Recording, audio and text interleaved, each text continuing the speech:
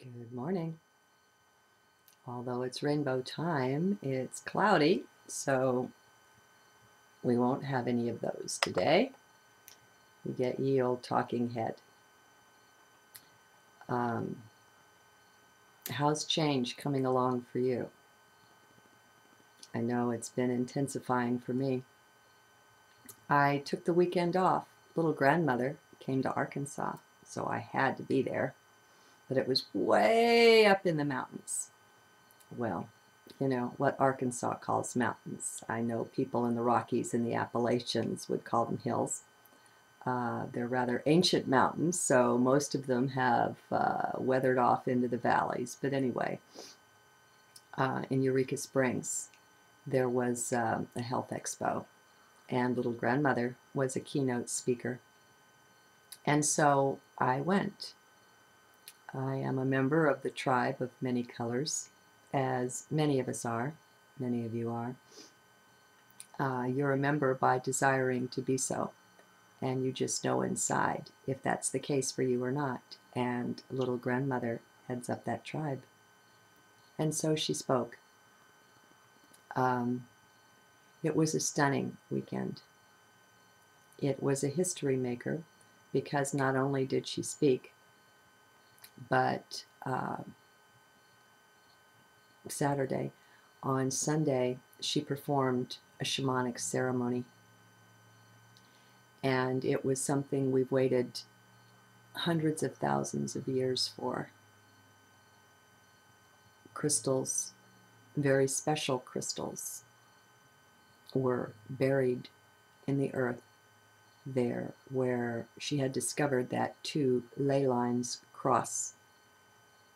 And this isn't in Eureka Springs proper. It's in the woods in a nearby area. And, well, not in the woods, on a ranch property there. And so we all gathered and we formed a circle and took part in it. And it lasted hours. You see, I got a good bit of sun being a part of it there. And as a part of this ceremony, which was also going on at the same time, 10:10 a.m. on 10/10/2010, also at Mount Magazine, this was being performed. I don't by a shaman, by another wisdom keeper. I'm not sure who. And so all of the crystal in the earth, on the earth, has now been activated. There are sacred waters underneath, as well as crystal underneath the ground here in Arkansas. And she said that's why it was happening here, because the water would be able to swiftly carry the vibration of the crystals that were buried and activate, get into the waters around the earth and activate all of the crystals that way. This was a major ceremony, a major activity. You can expect that all of your own crystals now have received this activation, and so you may find them awakened and somewhat different, perhaps passing you information. I don't know. I'm still too stunned by what I experienced. It was enough to have heard her in person, and there was a lot given at the talk.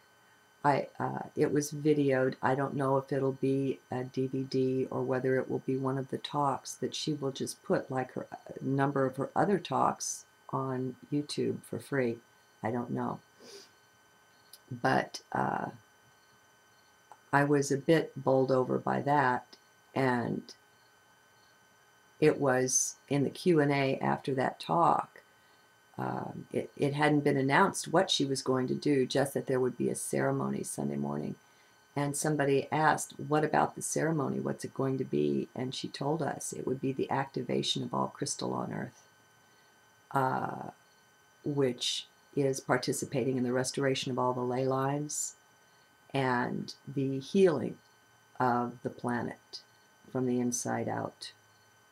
As we all know, this is long overdue, and the crystal plays an important role in it. There are Atlantean, there are Lemurian crystals, even the crystal skulls themselves were not fashioned on the earth, were brought here. And so crystal is crystal is crystal. I'm sure these receive this activation as well. So maybe that's all I have to share right now. Sometimes when you take things in, and they're big things, it just takes a while to, I don't know if it's like to download everything that was given, more likely to assimilate and come back into a new level of balance, because it takes you to a new level. And so you're kind of waking up in a new expanded awareness of yourself. And so there's just the feeling of being a little off balance, not exactly off balance, but just unsure of your footing. I don't know. I don't know. I'm doing this in front of the camera so you guys can more easily perceive the frequency, the vibration that I am emitting. And this crystal went with me. It's one of my favorites. It's the one with the point on one end, and then on the other end a little family of points. I have a bit less light on the subject today, so maybe you can see it somewhat better. And this one did too. It's a special kind of amethyst that just has little bitty points all over it that just sparkle and shine. And this was an amazing ceremony. These were smudged, and there was sacred drumming. There was tobacco ceremony. It was very, very Native American, the honor given north, east, south, and west. And she did most of it in English, but it closed in her, I think she's Lakota. But it doesn't matter. This tribe of many colors is, the point of it is, it doesn't matter your origin, your skin color, your religion, your nothing matters. Everybody, everybody, everybody is welcome. And it's the unification of the family, for we are all family of Mother Earth. And it's time we united together under one banner. And so I'm back now. Maybe I'll be doing, yes, of course I'll be doing some more videos. Love to you. And I hope others of you too are not taking it personally if your world is turning upside down and things are kind of crazy. Because as we're all learning, in order for the new to come in, the old has to crumble and crash and be escorted out. And so we are in the midst, all of us, of facing our old garbage and escorting it out and saying, no, I don't identify with that anymore. No, thank you. Goodbye to it. You know, and then call in the violet flame, whatever it is. You don't have to be in deep ceremony to call the violet flame. And there's a little mantra that anybody can use. I am is sacred. It's, you know, offered as the name of God. It's the name of being. I am that I am. Everything that is, that I am that I am, is one, just only one way of translating or looking at it. And so you can say, I am a being of violet fire. I am the purity God desires. And just say this as a little mantra.